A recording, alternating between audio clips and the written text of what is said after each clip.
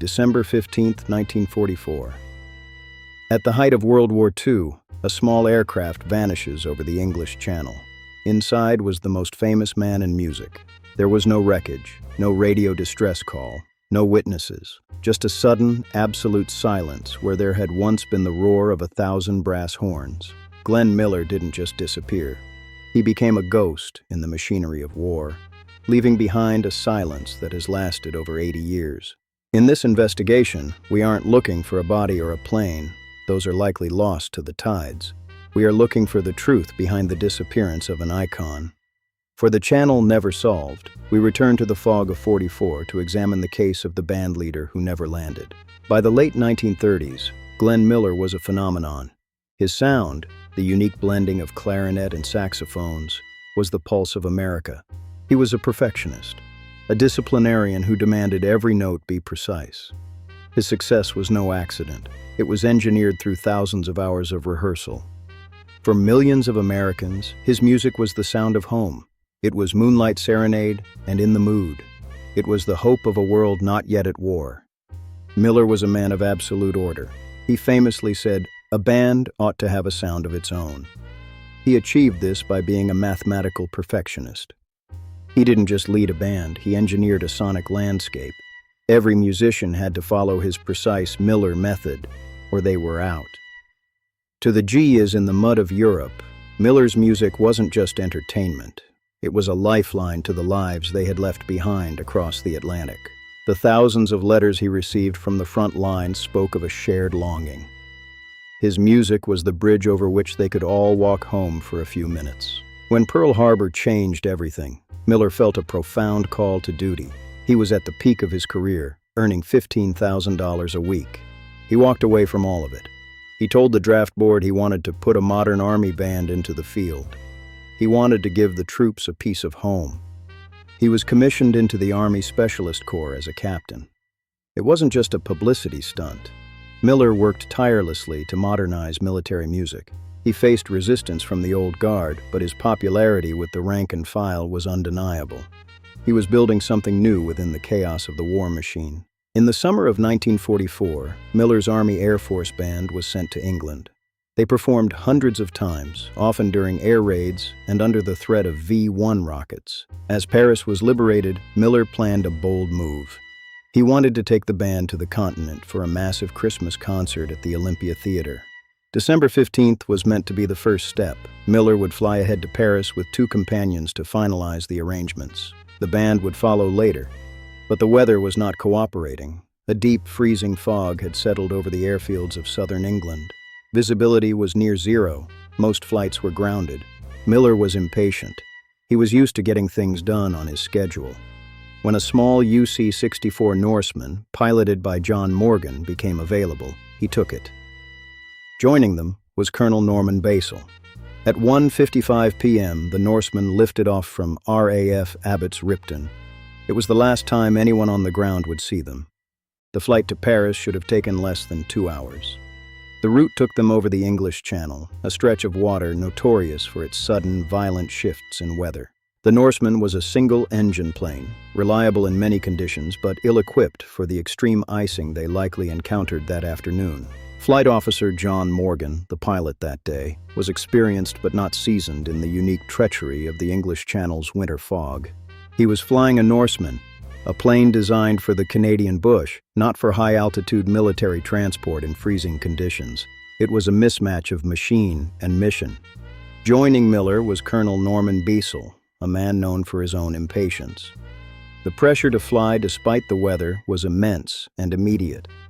As the Norseman crossed the coastline, it entered a zone of total whiteout. In an era before advanced radar, they were flying purely on instinct and a prayer. When Miller didn't show up in Paris, there was no immediate panic. This was wartime. Communications were often disrupted, and delays were the norm. It wasn't until December 18th, 3 days later, that the military realized the plane was truly missing. By then, any hope of a rescue had long since vanished. The first 48 hours were a vacuum of information. In Paris, Miller's staff waited at the Orly airfield, watching the fog-bound horizon for a plane that never appeared. Inquiries were made, But the chaos of the Ardennes offensive, the Battle of the Bulge, was beginning. The military's attention was elsewhere. It wasn't until Miller failed to attend a crucial production meeting that the realization began to sink in. Something had gone terribly wrong over the channel. The search, when it finally began, was hampered by the same fog that had likely claimed the aircraft. The sea had already begun to pull its curtain shut. The official Army report was brief. It cited the probable cause as bad weather and pilot error. But for the public, this was an unsatisfactory answer. How could America's most beloved bandleader simply vanish? The lack of physical evidence, no debris, no oil slick, fueled 1,000 different stories. The most documented theory involves the weather. The temperature that day was perfect for carburetor icing, a condition where ice blocks the fuel flow to the engine. In a low-flying aircraft like the Norseman, an engine failure in zero visibility would have left the pilot with almost no options. The descent would have been blind and final. Aviation experts have pointed out that the Norseman's heater was often ineffective. Miller, reportedly afraid of flying, would have been freezing as they crossed the channel. The combination of a cold engine, an inexperienced pilot for those specific conditions, and the unforgiving fog is a compelling, if tragic, explanation. Then, in the 1980s, a new and startling account emerged. It suggested that Miller wasn't a victim of the weather, but of a catastrophic accident of war. A squadron of RAF Lancaster bombers was returning from a canceled mission over Germany. For safety, they had to jettison their massive bomb loads over a designated zone. Fred Shaw, a navigator on one of those Lancasters, claimed years later that he saw a small monoplane flying directly beneath them as the bombs fell. The timing and the flight paths roughly align. If the Norseman had strayed into that jettison zone, the shockwaves would have been enough to tear it apart. But there are holes in this story too. No other crew members confirmed the sighting at the time, and the jettison zone was several miles away from Miller's planned route. The vacuum of evidence allowed more salacious theories to take root. One persistent rumor claimed Miller died in the arms of a woman in a Paris brothel.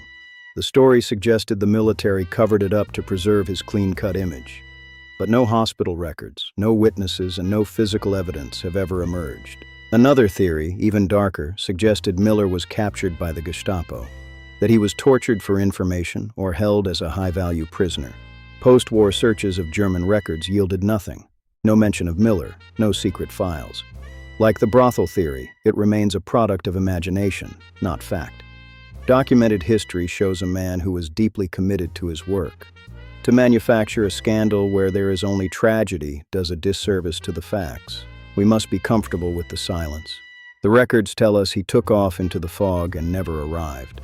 Everything else is just the wind in the channel. When the news was finally announced on Christmas Eve, the nation was stunned. The voice of their generation had been silenced at the moment they needed it most. The Army Air Force Band continued, performing the concerts Miller had planned. They played with an empty chair on the stage, a visual testament to their loss. Miller's sound didn't die in the channel. It became a permanent fixture of the mid-century soul, a bridge between the pre-war world and the one that followed. His influence is still felt in every big band that takes the stage today. He set a standard of precision and popularity that has rarely been matched. Moonlight Serenade remains the definitive ghost story of the swing era. Its haunting, opening clarinet trill is a call that no longer has an answer. Whenever it plays, there is a sense of a world that stopped turning on that December afternoon. A world of elegance and order that Miller personified. No one ever truly replaced him. Many tried to capture the sound, but they couldn't capture the man, the obsessive, brilliant architect of the airwaves. He remains the most prominent missing person of the Second World War, a mystery that refuses to be solved by time or technology. The strongest documented theory remains the simplest, a combination of freezing weather, mechanical vulnerability, and a pilot pushing through the fog. But without a wreck, without a single piece of the Norseman found, the file remains open. The sea holds its peace, and the mystery remains unsolved. The bandleader who never landed continues his flight in our collective memory, forever young, forever in the mood, and forever missing. His music remains, a clear signal through the fog of time, a reminder of a man who gave everything to keep the world dancing through its darkest hours. We are left with the silence of the channel, the silence of the records, and the silence of the man who led the world in song. His absence is a physical thing. It sits in the empty chairs of the ballrooms and the unopened files of the historians, a hole in the heart of the 20th century. Those who were there said the world felt quieter after he was gone, as if a primary color had been removed from the palette of the era. The file remains open, the mystery remains intact, and Glenn Miller remains forever the bandleader who never landed. Which theory do you find most convincing? Was it a tragic accident or a victim of the chaos of war? Let us know in the comments. Your perspective helps us keep these investigations alive. We value the honest pursuit of the truth, even when it leads to more questions than answers. And which vintage mystery should we open next? Your suggestions shape our investigations here at Never Solved. We are dedicated to the forgotten files and the unclaimed stories. Join us as we shine a light into the shadows of history. If you value documented history and the pursuit of the truth, subscribe to Never Solved. Until next time, the record remains open. Thank you for watching. Keep looking for the truth, no matter where the fog might take you. This was The Bandleader Who Never Landed,